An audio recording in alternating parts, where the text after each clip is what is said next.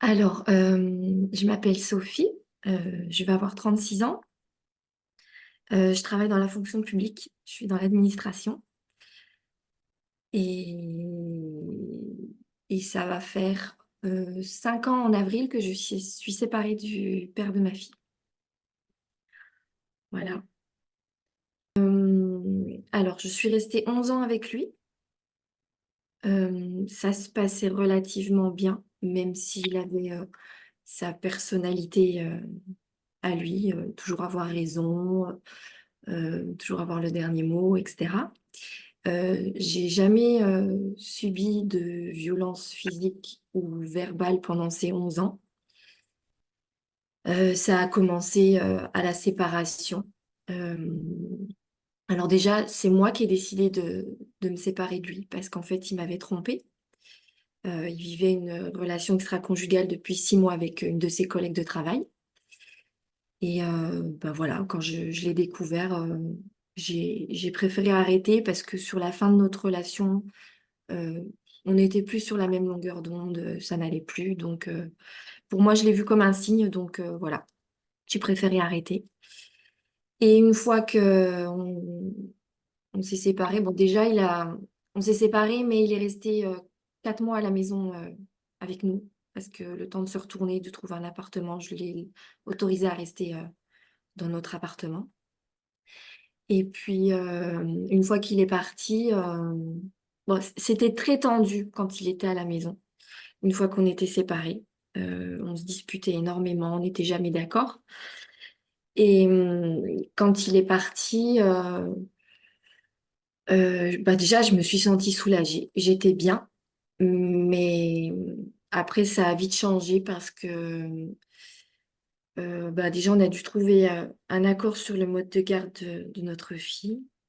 Où bah, on s'était mis d'accord sur une semaine chacun au début. Ma fille, elle avait 3 ans à l'époque. Elle allait sur ses 4 ans. Et, et c'était dur pour elle au début. C'était long, une semaine chacun. Mais, euh, mais lui, il voulait pas en démordre. Il voulait rester dans cette optique-là. Et après, ben, on a eu le Covid qui est arrivé aussi entre, entre les deux. Donc ça aussi, ça a été compliqué parce que avant ça, avant le Covid, je voulais passer devant le JAF pour mettre sur papier ben, le mode de garde pour que ça soit stipulé et écrit pour pas qu'il y ait de problème par la suite. Et donc du coup, il y a eu le Covid et du coup, ça a repoussé les, ben, les papiers, le jugement, etc. Et pendant cette période-là, ben, je recevais énormément de messages de sa part de culpabilité, d'insultes. Euh, Ça allait de toutes les insultes que tu peux t'imaginer. Et j'ai, j'ai encaissé tout ça pendant un an. Je prenais sur moi. Je me suis dit, ça va passer, c'est le temps de la séparation. Peut-être qu'il digère pas, etc. Et ça continuait, ça continuait. Sa sœur, à lui, avec qui je suis toujours en bon terme, je lui en avais parlé, qu'elle essaye d'en parler avec lui pour qu'il arrête. Elle en avait parlé avec lui, mais pour lui, c'était de ma faute s'il se comportait comme ça. J'étais bête, je comprenais jamais rien. Voilà. Et ça a continué. Et là, en fait, les insultes étaient de pire en pire. Et, euh, et sa sœur m'a dit un jour, il faut que tu ailles porter plainte contre lui pour harcèlement, parce que là, c'est du harcèlement. Et j'ai eu du mal à y aller, vraiment. Parce que je me vois, en fait, cette situation, je me l'étais jamais imaginée. Je voulais pas en venir jusque-là, en fait. Déjà, la séparation avec le père de ma fille, c'était pas quelque chose que j'avais en tête. Pour moi, c'était le seul homme de ma vie. Je le voyais rester avec lui toute ma vie. Et de là, à aller porter plainte contre lui, c'était hyper compliqué. Mais quand je me suis rendu compte que je recevais 60 messages par jour avec des insultes à tout va, je me suis dit, je peux plus endurer ça, en fait, j'en peux plus. Donc, une amie m'a accompagnée à la gendarmerie. Et puis, Voilà, j'ai porté plainte, on m'a demandé des preuves, j'ai envoyé toutes les captures d'écran des messages que j'avais reçus et voilà. Et cette plainte, elle a été classée sans suite. Parce que ça avait été envoyé au JAF. Et en fait, quand j'ai eu l'audience avec le père de ma fille au JAF, en fait, les gendarmes m'avaient dit ça sera le JAF qui va prendre ça en charge. Je dis ok, mais je comprenais pas trop pourquoi ça allait être le juge aux affaires familiales qui allait prendre ça en charge. Donc je dis ok. Et arrivé à l'audience, le juge ben, stipule ce qu'on avait demandé. On n'avait pas d'avocat, on y avait été comme ça, chacun de notre côté. Et le juge commence à parler ben, du mode de garde, etc. Enfin, il récapitule tout ce qu'on avait mis sur une convention qu'on avait établie tous les deux. Et à la fin, il dit, bon bah voilà, vous recevrez le jugement, etc. C'est terminé. Et il revient pas sur la plainte. Écoutez, j'ai porté plainte contre monsieur il y a quelques mois, je voulais savoir ce qu'il en était. Elle me dit, ah, mais j'ai pas reçu de plainte au dossier.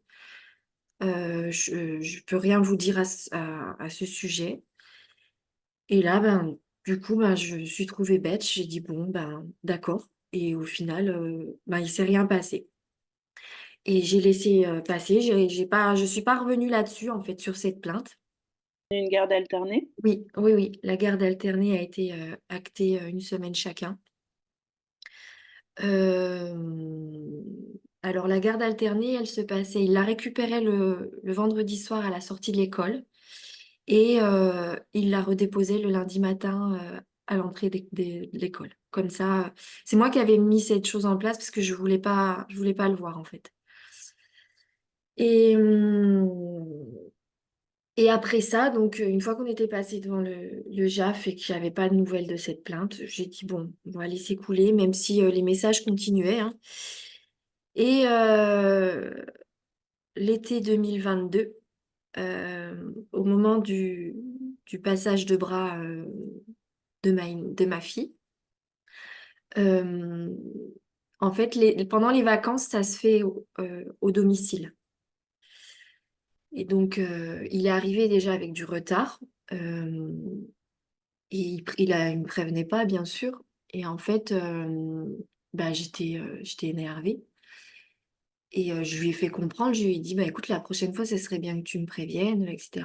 Et puis bah, là, c'est parti dans les disputes, le ton est monté, etc.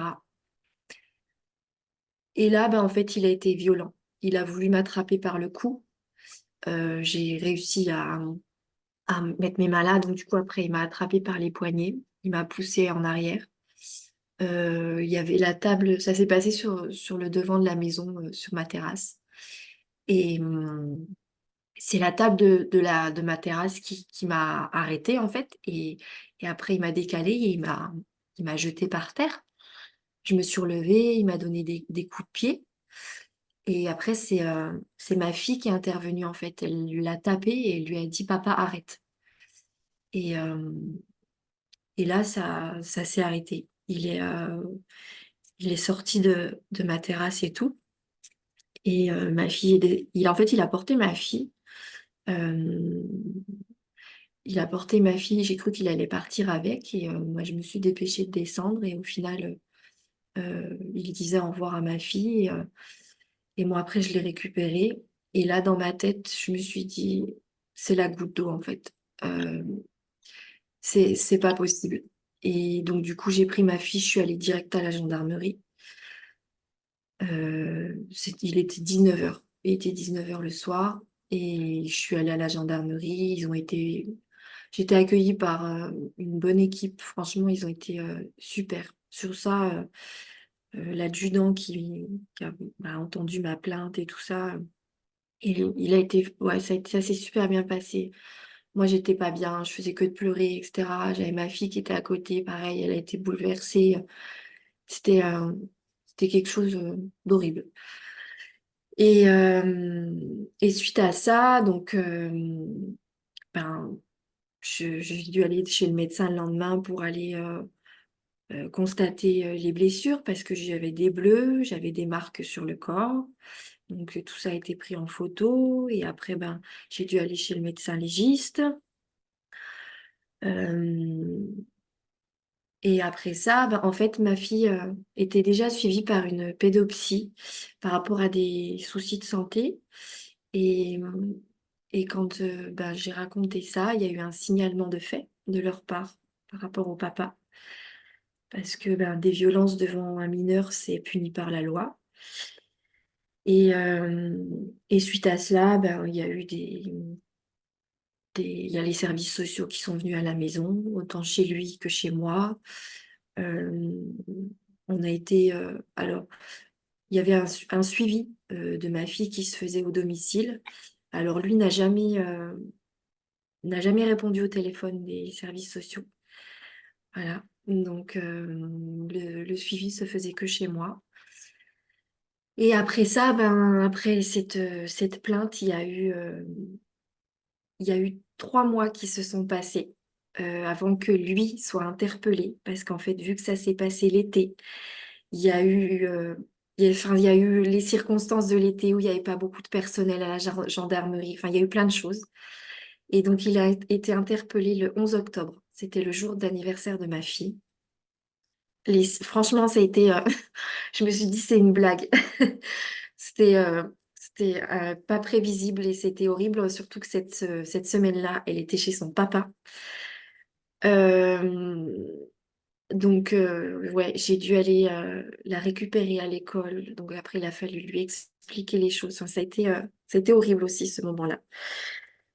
Et, euh, et donc, il a été mis en garde à vue pendant 24 heures et il a été au parquet direct le lendemain matin. Et là, donc, il avait interdiction de rentrer en contact avec moi. Euh, donc, jusqu'en 2026, il a interdiction de rentrer en contact avec moi, que ça soit par SMS, ouais, par SMS, par physique. Il a interdiction de venir chez moi. Euh, Qu'est-ce qu'il y a eu? On lui a retiré le droit de garde de. Non, pas tout de suite. Non, je confonds. C'était pas ça. Euh, Si, c'était ça. Pendant 2 mois, il avait interdiction de voir sa fille parce qu'on avait l'audience devant le JAF quelques mois après, en fait. Euh, Parce que du coup là, j'avais pris une avocate et tout pour me défendre. Et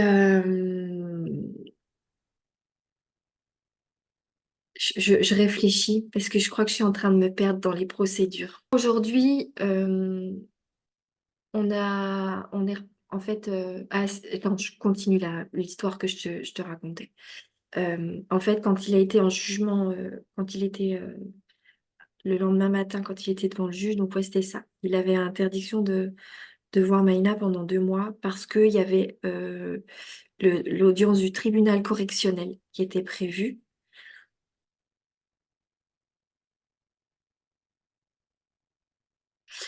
Et, et voilà. Et donc 2 mois après, on arrive au tribunal.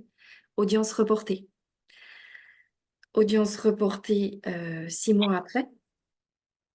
Et donc là, ma fille avait très très mal vécu cette séparation avec le papa. Donc du coup, avec nos avocats respectifs, on s'était mis d'accord pour qu'il la voie un week-end sur 2. Et chose qui s'était plutôt bien passée. Et puis après, il y a eu, donc on a attendu le mois de mai pour qu'il y ait le tribunal correctionnel. Et là, le tribunal correctionnel, c'est là où il a décidé ben, de lui retirer la garde pendant 4 mois en attendant le JAF. Et ça a été horrible aussi de repartir dans ce système-là pour ma fille, mais c'était nécessaire. Et du coup, bah, le JAF est arrivé et là, euh, avec le JAF, la garde un week-end sur deux a été mis en place et la moitié des vacances scolaires. Mais on lui a retiré l'autorité parentale. Donc, il n'y a que moi qui dois prendre les décisions. Et, euh, et voilà. Et toutes ces décisions-là, j'en suis contente et ravie parce que ben, je revis aujourd'hui. J'ai plus cette appréhension de voir mon téléphone sonner et de voir son nom affiché et de revoir des insultes, etc. Euh,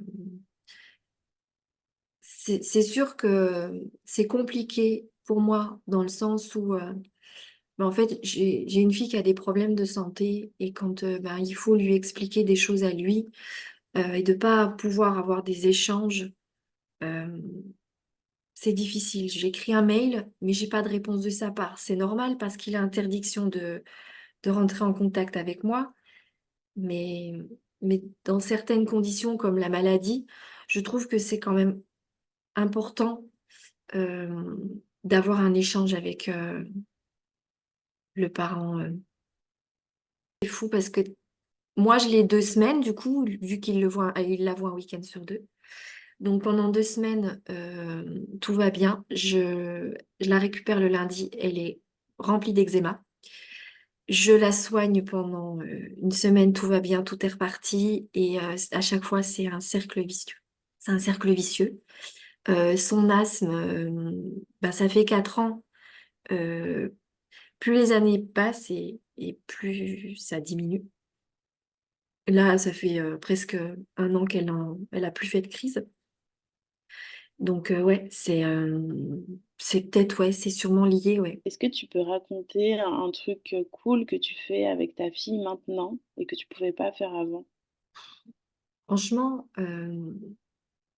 en fait, ça serait vraiment tout ce que je fais au quotidien où j'ai au moins j'ai l'esprit tranquille. Euh, j'ai pas de truc particulier, mais au moins j'ai l'esprit tranquille. J'ai pas la peur d'entendre sonner mon téléphone et que mon angoisse se voit sur mon visage et que ma fille dise mais qu'est-ce qu'il y a, maman? Non, oui, c'est tout ce que je peux faire avec elle, que ce soit les activités, que ce soit la cuisine, que ce soit tout. Vraiment, tout. Sans crainte, sans peur, simplement. Mm. Sans me soucier, euh, sans me soucier bah, de ce que je peux faire et de ce qui sera critiqué. Et, euh, et voilà. Mm.